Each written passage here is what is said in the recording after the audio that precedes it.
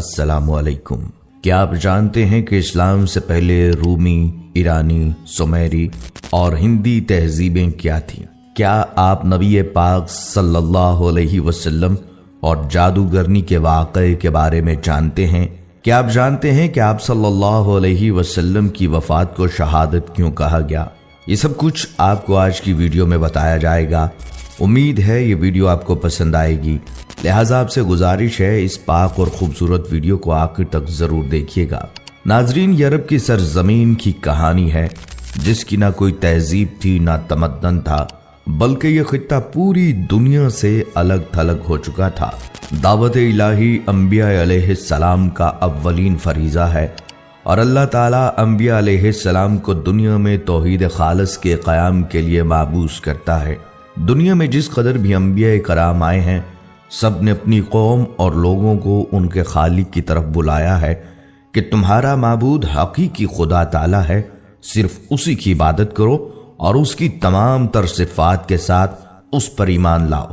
آپ صلی اللہ علیہ وسلم کا دنیا میں آنا اور خاص طور پر عرب کی سرزمین پر آنا جیسے روشنیوں کی نوید تھی۔ جو انقلاب عظیم آپ صلی اللہ علیہ وسلم نے دنیا میں برپا کیا، وہ اس سے قبل نہ کبھی کسی آنکھ نے دیکھا اور نہ کبھی کسی کان نے سنا۔ کہانی شروع ہوتی ہے جب سرزمین عرب میں ہر طرف ظلم و ستم، جبر و تشدد اور وحشت و بربریت نے ڈیرے ڈال رکھے تھے۔ کفر اور ظلم و جہالت کی تاریکی نے عالم انسانیت کو چاروں طرف سے گھیر رکھا تھا۔ عرب کی حالت دنیا کے دوسرے خطوں سے زیادہ دگرگوں تھی۔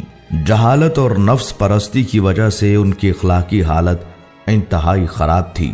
شراب نوشی، عورتوں کا عریاں رقص، لڑکیوں کو زندہ دفن کر دینا، لاتعداد بیویاں رکھنا اور والد کے مرنے کے بعد دیگر چیزوں کے ساتھ ساتھ اپنی ماؤں کو بھی آپس میں بانٹ لینا اور بیویاں بنا کر رکھنا یا فروخت کر دینا عام تھا۔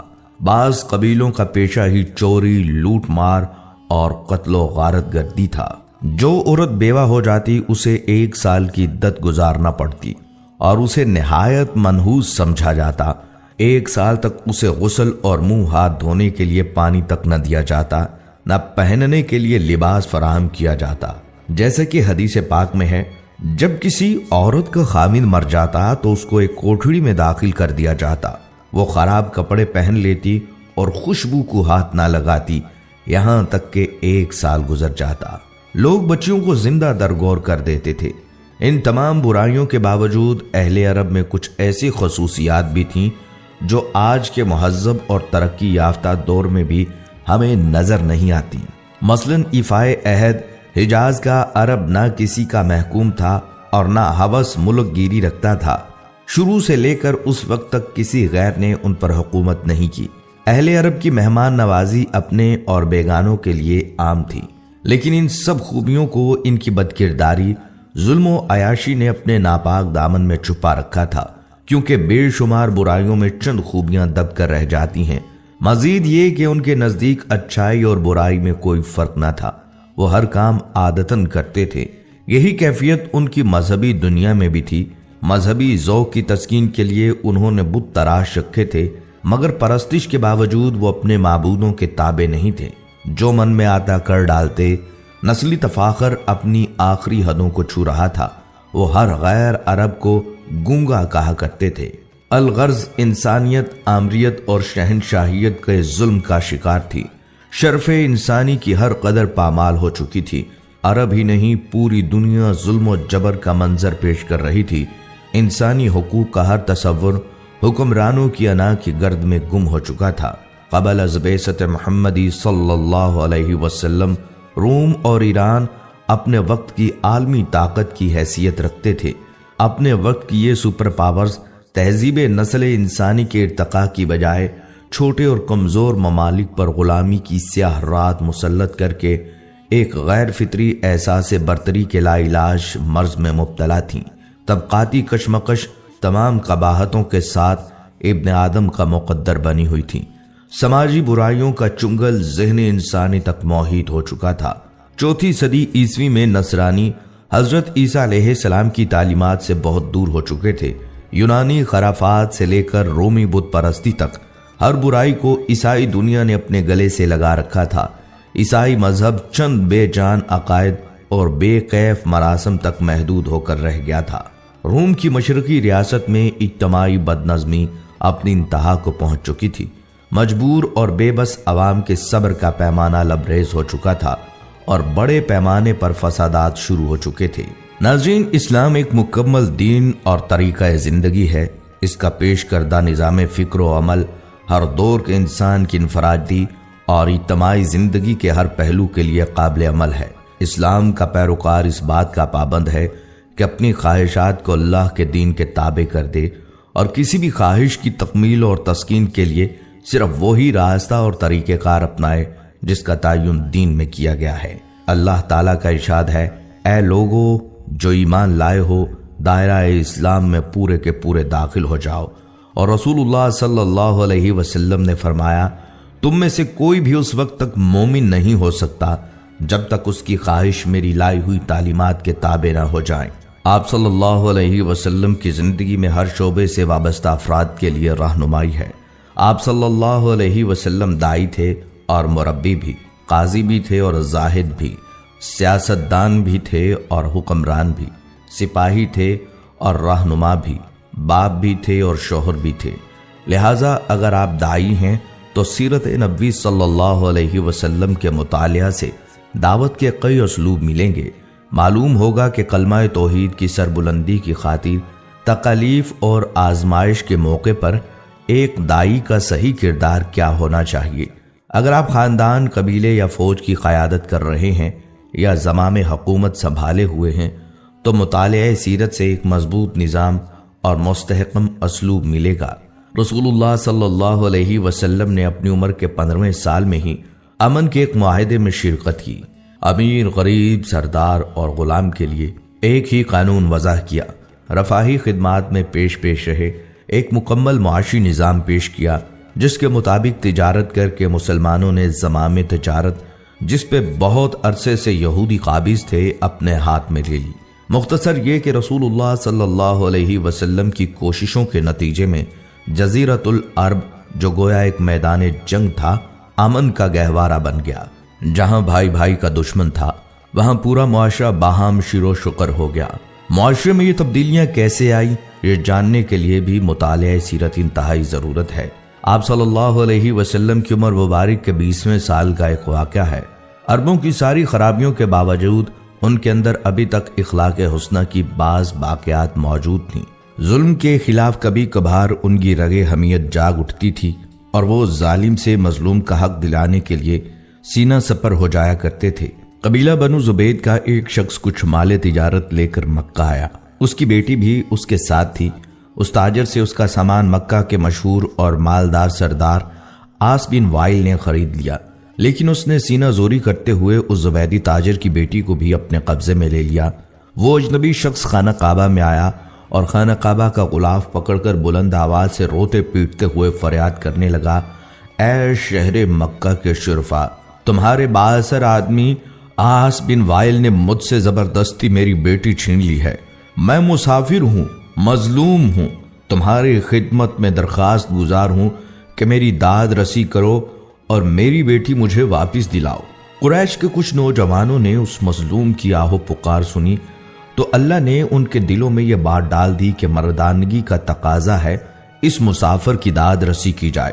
جب تاریخ میں ہم اس واقعے کا مطالعہ کرتے ہیں تو دل میں یہ بات اٹھتی ہے کہ اللہ تعالیٰ نے اپنے گھر کے اندر ایک مظلوم کی داد رسی کو شرف قبولیت بخشتے ہوئے ان لوگوں کے دلوں میں خیر کی جانب آمادہ کر دیے۔ گمان غالب یہ ہے کہ یہ لوگ درجن بھر کے لگ بھگ ہوں گے۔ نبی صلی اللہ علیہ وسلم ان میں پیش تھے۔ یہ سب لوگ اس زبیدی کو اپنے ساتھ لے کر عاص بن وائل کے دروازے پر پہنچے، اسے باہر بلایا اور سب نے یک زبان ہو کر کہا، اس مظلوم پر تم نے کیوں ظلم ڈھایا ہے؟ اس ظالم نے کہا، میں نے کوئی ظلم نہیں کیا، وہ لڑکی کنیز ہے، جب مال کا سودا کیا تھا تو یہ لڑکی بھی میں نے اس شخص سے خرید لی تھی۔ عاص بن وائل کا جواب سن کر وفد کے لوگوں نے زبیدی سے وضاحت مانگی تو اس نے کہا، خانہ کعبہ کی عظمت و تقدس کی قسم، میں نے اپنی لڑکی نہیں بیچی اور نہ ہی وہ کنیز ہے، وہ میری بیٹی ہے اور اس شخص نے اپنی قوت کے بل بوتے پر زبردستی اسے اغوا کر کے اپنے گھر میں ڈال دیا ہے۔ اس پر وفد کے لوگوں نے سختی کے ساتھ عاص بن وائل سے بات کی تو اس بدبخت نے اپنے جرم کا اعتراف کر لیا اور زبیدی کی لڑکی اسے واپس دینا پڑی۔ لڑکی واپس کرنے کے وقت بدبخت عاص نے ارکان وفد سے کہا کہ میں کل صبح لڑکی واپس کروں گا، ایک رات مجھے اس کے ساتھ گزار لینے دو۔ وفد کے تمام غیرت مند ارکان نے اسے سختی کے ساتھ اس بد ارادی پر شرم دلائی اور کہا یہ ہرگز ممکن نہیں، چنانچہ اسے اپنے شیطانی ارادے پر عمل کا موقع نہ ملا۔ زبیدی کی بیٹی اسے واپس دلائی گئی۔ اب اس نے اپنی بیٹی کو ساتھ لیا اور اپنے علاقے کی طرف روانہ ہو گیا۔ ناظرین، اللہ سبحانہ تعالیٰ نے نبی صلی اللہ علیہ وسلم کو 40 سال کی عمر میں نبوت رسالت سے سرفراز فرمایا۔ نبوت سے نوازے جانے کے بعد آپ صلی اللہ علیہ وسلم 13 سال تک مکہ مکرمہ میں رہے۔ یہ زمانہ آپ صلی اللہ علیہ وسلم کی مکی زندگی کہلاتا ہے۔ آپ صلی اللہ علیہ وسلم نے مکی زندگی میں 3 سال تک خفیہ طور پر اپنے قریبی لوگوں کے سامنے اسلام پیش کیا۔ پھر آپ صلی اللہ علیہ وسلم نے 10 سال تک کھلم کھلا اشاعت اسلام کا کام کیا۔ اس کے بعد آپ صلی اللہ علیہ وسلم یثرب ہجرت کر گئے۔ اشاعت اسلام کی وجہ سے کفار مکہ آپ صلی اللہ علیہ وسلم کے جانی دشمن ہو گئے۔ جب تک نبی صلی اللہ علیہ وسلم نے اپنی نبوت اور رسالت کا اعلان نہیں کیا تھا، اس وقت تک آپ صلی اللہ علیہ وسلم مکہ میں ایک عقل مند اور دانشور، صادق اور امین اور اچھے انسان سے جانے جاتے تھے۔ جب آپ صلی اللہ علیہ وسلم نے اپنی نبوت کا اعلان کیا تو لوگوں نے آپ صلی اللہ علیہ وسلم کو جادوگر اور کاہن و ساحر جیسے معیوب لقب سے مشہور کرنے کی کوشش کی تاکہ لوگ آپ صلی اللہ علیہ وسلم کے قریب نہ آئیں اور نہ آپ صلی اللہ علیہ وسلم کی باتیں سنیں۔ طارق بن عبداللہ المحاربی رضی اللہ تعالیٰ عنہ فرماتے ہیں، میں نے اللہ کے رسول صلی اللہ علیہ وسلم کو بازار ذی المجاز میں دیکھا جبکہ میں خرید و فروخت میں مشغول تھا۔ آپ صلی اللہ علیہ وسلم سرخ جبہ زیب تن کیے ہوئے تھے اور بلند آواز سے یہ فرماتے جاتے تھے، اے لوگو لا الہ الا اللہ کہو فلاح پاؤ گے۔ ایک شخص آپ صلی اللہ علیہ وسلم کے پیچھے پیچھے پتھر مارتا جاتا تھا جس سے آپ صلی اللہ علیہ وسلم کی پنڈلی اور ایڑھی خون آلود ہو گئے۔ وہ شخص ساتھ ساتھ یہ بھی کہتا جاتا تھا، اے لوگو اس کی بات نہ سننا، یہ جھوٹا ہے۔ محاربی فرماتے ہیں کہ میں نے لوگوں سے پوچھا یہ شخص یعنی آپ صلی اللہ علیہ وسلم کون ہیں؟ لوگوں نے جواب دیا یہ لڑکا بنی عبد المطلب سے ہے۔ پھر میں نے پوچھا یہ شخص کون ہے جو اس کا پیچھا کر رہا ہے اور پتھر مار رہا ہے؟ لوگوں نے جواب دیا یہ آپ صلی اللہ علیہ وسلم کا چچا عبدالعزیٰ یعنی ابو لہب ہے۔ بازار ذی المجاز میں آپ صلی اللہ علیہ وسلم پر ابو جہل کا مٹی پھینکنا۔ بنو مالک بن کنانہ کے ایک شیخ کہتے ہیں کہ میں اللہ کے رسول صلی اللہ علیہ وسلم کو بازار ذی المجاز میں دیکھا کہ یہ فرماتے تھے، اے لوگو لا الہ الا اللہ کہو فلاح پاؤ گے۔ راوی فرماتے ہیں کہ ابو جہل آپ صلی اللہ علیہ وسلم پر مٹی پھینکتا تھا اور یہ کہتا تھا، اے لوگو خیال رکھنا یہ شخص تم کو تمہارے دین کے حوالے سے دھوکہ نہ دے دے، کیونکہ اس کا ارادہ ہے کہ تم لات و عزا کو چھوڑ دو، جبکہ رسول اللہ صلی اللہ علیہ وسلم اس کی طرف ذرہ برابر بھی التفات نہیں فرماتے تھے۔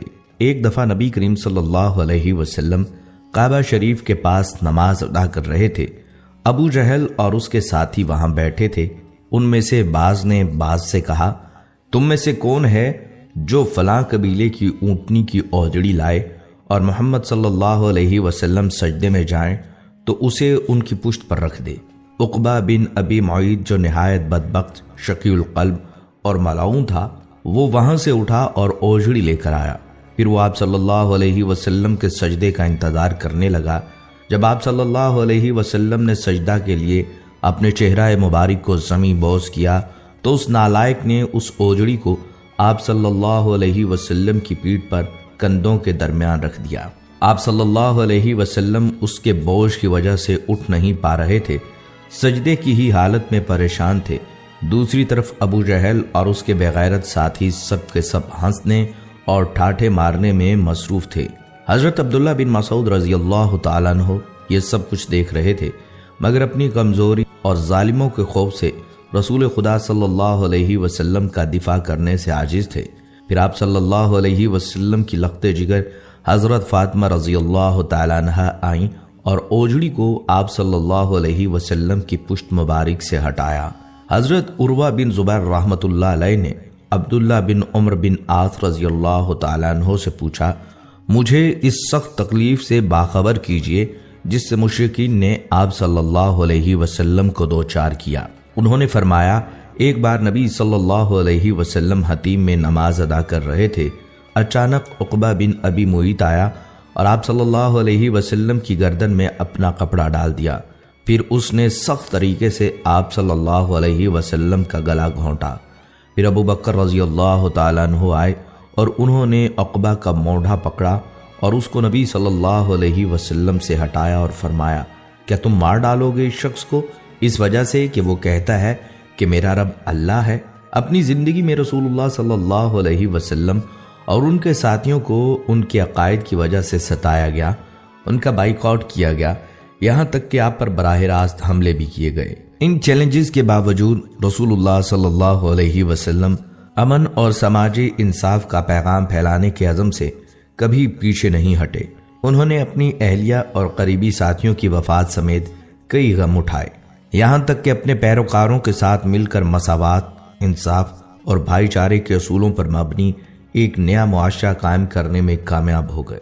नाजरीन, एक यहूदी जिसका नाम लुबैद बिन आसम यहूदी था, उसने हजूर अक़दस सल्लल्लाहु अलैहि वसल्लम पर जादू कर दिया। बाज़ रवायात में आता है लुबैद बिन आसम यहूदी जिसने नबी सल्लल्लाहु अलैहि वसल्लम पर जादू किया था, उसने अपनी लड़कियों को जादू सिखाया था और उन लड़कियों ने तांत के धागे को लेकर इसमें गिरहें बांधी थीं और उस तांत के धागे को कंगे के अंदर लगा दिया था। इस जादू की वजह से नबी सल्लल्लाहु अलैहि वसल्लम की तबीयत कुछ नासाज हो गई और नासाज इस तरह हुई कि बाज़ औक़ात वही के अलावा दीगर उमूर में आप सल्लल्लाहु अलैहि वसल्लम एक काम कर लेते मगर ख्याल होता था कि नहीं किया। एक दिन आप सल्लल्लाहु अलैहि वसल्लम ने हज़रत आयशा सिद्दीक़ा रज़ियल्लाहु तआला अन्हा से फरमाया कि मुझे जो तकलीफ़ चल रही है इसके बारे में अल्लाह तबारक व तआला ने मुझे ख्वाब में इसका असल सबब बता दिया है। मैंने ख्वाब देखा है कि दो फरिश्ते आए और आकर मेरे पास बैठ गए और उन्होंने आपस में गुफ्तगू शुरू की कि इन साहिब को क्या हुआ, इनको क्या तकलीफ़ है। दूसरे फरिश्ते ने जवाब दिया कि इन पर किसी ने जादू कर दिया है। पहले फरिश्ते ने पूछा, किसने जादू किया है? दूसरे ने जवाब दिया, लुबैद बिन आसम के नाम से एक यहूदी है, उसने जादू किया है। फिर पहले ने सवाल किया कि किस चीज़ में जादू किया है और कहाँ किया है। दूसरे फरिश्ते ने जवाब दिया, कंगे के ज़रिए जादू किया है और कंगे के अंदर जो बाल आ जाते हैं, कंगा करते वक्त उन बालों को भी इस्तेमाल किया है। पूछा कि कहाँ है? जवाब दिया, वो एक कुआं है, वहाँ पर उसने जादू के कलमात पढ़ पढ़ कर वहाँ दफन किए हैं। ये सारी तफसील नबी सल्लल्लाहु अलैहि वसल्लम को फरिश्तों के ज़रिए बता दी गई। हज़रत आयशा रज़ियल्लाहु तआला अन्हा से आप सल्लल्लाहु अलैहि वसल्लम ने फरमाया कि अल्लाह ताला ने मेरी इस तकलीफ़ के बारे में मुझे सारी तफसीलात बता दी हैं। चुनांचे नबी सल्लल्लाहु अलैहि वसल्लम खुद उस कुएं के पास तशरीफ़ ले गए और वहाँ जाकर देखा उसका पानी बिल्कुल पीला पड़ा हुआ था। वहाँ से वो कंगा भी बरामद हो गया, कंगे के अंदर जो बाल थे वो भी बरामद हो गए। मदीना मुनव्वरा में एक यहूदी औरत थी, उसका नाम लबीततुल हमरा था। वो एक बहुत ही खबीस और बदजाद औरत थी और वो हजूर सल्लल्लाहु अलैहि वसल्लम से बहुत ज़्यादा जलती थी। वो चाहती थी कि नाऊज़ु बिल्लाह आप सल्लल्लाहु अलैहि वसल्लम इस दुनिया से रुखसत हो जाएं। एक दिन उस औरत ने एक जादूगर के पास जाकर कहा वो हजूर सल्लल्लाहु अलैहि वसल्लम पर ऐसा जादू करें कि बीमार हो जाएं। जादूगर ने उस खबीस औरत को एक तावीज़ दिया और उसे हुक्म दिया कि वो इस तावीज़ को हजूर सल्लल्लाहु अलैहि वसल्लम के घर में किसी जगह छुपा दे। जादूगर की बात पर अमल करते हुए उस औरत ने वो तावीज़ आप सल्लल्लाहु अलैहि वसल्लम के घर में किसी जगह छुपा दिया। तावीज़ के असर से आप सल्लल्लाहु अलैहि वसल्लम की तबीयत नासाज हो गई। सहाबा किराम इस बात से बहुत परेशान थे। उन्होंने आप सल्लल्लाहु अलैहि वसल्लम की सेहत के लिए दुआएं की, लेकिन हजूर सल्लल्लाहु अलैहि वसल्लम की तबीयत बेहतर नहीं हो रही थी। एक दिन हजूर सल्लल्लाहु अलैहि वसल्लम के सहाबी हज़रत ज़ैद बिन हारिसा रज़ियल्लाहु तआला अन्हु को एक ख्वाब आया। ख्वाब में अल्लाह ताला ने उन्हें बताया कि आप सल्लल्लाहु अलैहि वसल्लम पर जादू किया गया है। हज़रत ज़ैद बिन हारिसा रज़ियल्लाहु तआला अन्हु ने آپ صلی اللہ علیہ وسلم کو خواب کے بارے میں بتایا۔ آپ صلی اللہ علیہ وسلم نے حضرت زید بن حارثہ رضی اللہ تعالیٰ عنہ کو حکم دیا کہ وہ تعویذ تلاش کریں۔ حضرت زید بن حارثہ رضی اللہ تعالیٰ عنہ نے حضور صلی اللہ علیہ وسلم کے گھر کو تلاش کیا اور آخرکار انہوں نے تعویذ کو ایک کنویں میں پایا۔ تعویذ پھینکنے کے بعد آپ صلی اللہ علیہ وسلم کی صحت بہتر ہو گئی۔ جادوگرنی کو معلوم ہوا کہ آپ صلی اللہ علیہ وسلم کی صحت ٹھیک ہو گئی۔ اس نے آپ صلی اللہ علیہ وسلم سے معافی مانگی۔ آپ صلی اللہ علیہ وسلم نے اس سے معاف کر دیا، لیکن اسے سخت سزا دی گئی۔ اسے مدینہ منورہ سے نکال دیا گیا اور اسے یہودیوں کے علاقے میں بھیج دیا گیا۔ فتح خیبر کے بعد حضور صلی اللہ علیہ وسلم کچھ دنوں تک زرعی زمینوں اور باغوں کے انتظامات اور غنائم کی تقسیم کے کاموں میں مصروف رہے۔ ظاہر ہے ان کاموں کے لیے قیام وہیں ضروری تھا۔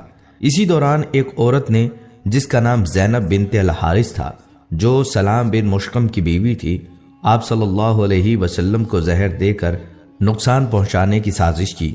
اس نے پروگرام بنایا کہ آپ صلی اللہ علیہ وسلم کو بکری کا بھنا ہوا گوشت پیش کیا جائے اور اس میں زہر ملا دیا جائے۔ پہلے اس نے صحابہ کرام سے معلوم کیا کہ آپ صلی اللہ علیہ وسلم کو بکری کا کون سا حصہ مرغوب ہے۔ لوگوں نے بتلایا کہ آپ صلی اللہ علیہ وسلم بکری کی ران شوق سے نوش فرماتے ہیں۔ اس منحوس عورت نے بکری ذبح کی اور اس کا گوشت زہر آلود کر دیا۔ خاص طور پر بکری کی ران پر زیادہ زہر لگا دیا اور آپ صلی اللہ علیہ وسلم کے خیمے میں لے کر آئی۔ پیارے آقا صلی اللہ علیہ وسلم مغرب کی نماز ادا کر کے خیمے میں تشریف لائے۔ دیکھا تو ایک عورت خیمے کے باہر آپ کا انتظار کر رہی تھی۔ آپ صلی اللہ علیہ وسلم نے اس سے آنے کا سبب پوچھا۔ عورت نے کہا، اے ابو القاسم، میں آپ کے لیے بکری کا بھنا ہوا گوشت ہدیہ کے طور پر لائی ہوں۔ اسے معلوم تھا کہ آپ صلی اللہ علیہ وسلم ہدیہ قبول فرما لیتے ہیں، صدقہ قبول نہیں فرماتے۔ آپ صلی اللہ علیہ وسلم نے صحابہ کرام رضی اللہ تعالیٰ عنہم سے فرمایا، اس سے کھانا لے لو۔ اس کے بعد آپ صلی اللہ علیہ وسلم نے صحابہ کرام سے جو اس وقت وہاں موجود تھے کھانے کے لیے فرمایا۔ آپ صلی اللہ علیہ وسلم نے بکری کا بازو لے لیا اور اسے منہ میں رکھا۔ حضرت بشر بن برا بن معور نے بھی گوشت کا ایک ٹکڑا منہ میں رکھ لیا۔ ابھی آپ صلی اللہ علیہ وسلم نے بازو سے منہ لگایا ہی تھا کہ اس نے خبر دے دی کہ مجھے زہر آلود کیا گیا ہے۔ آپ صلی اللہ علیہ وسلم نے فوراً تھوک دیا، اگرچہ اس کا تھوڑا بہت اثر زبان پر رہ گیا۔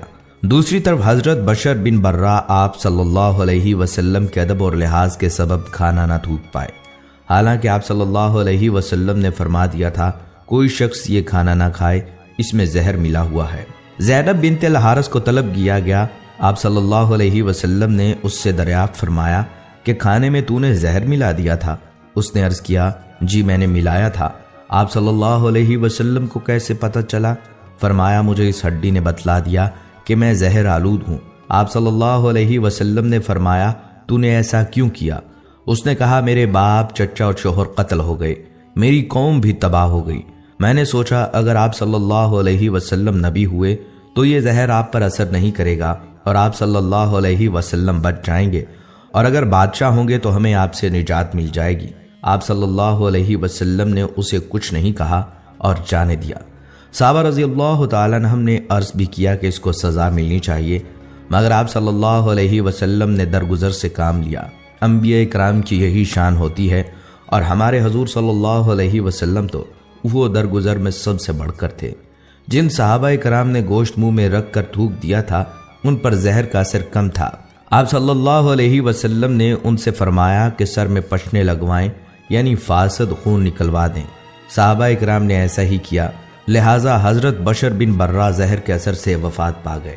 رسول اللہ صلی اللہ علیہ وسلم اس واقعے کے بعد 3 برس تک حیات رہے، لیکن اس زہر کا اثر محسوس فرماتے رہے، یہاں تک کہ مرض وفات میں اس کا اثر کچھ زیادہ ہی محسوس فرمایا۔ ایک روز حضرت عائشہ رضی اللہ تعالیٰ عنہا سے فرمایا، اے عائشہ، میں نے خیبر میں جو کھانا کھا لیا اس کا اثر آج تک محسوس کر رہا ہوں۔ اسی لیے علماء کرام فرماتے ہیں کہ آپ صلی اللہ علیہ وسلم نے شہادت پائی۔ ناظرین کرام، یہ تھی ہماری آج کی ویڈیو، امید ہے آپ کو پسند آئی ہوگی۔ اگر آپ کو یہ ویڈیو پسند آئی ہے تو ہمارے چینل کو سبسکرائب کریں اور اس ویڈیو کو باقی دوستوں کے ساتھ ضرور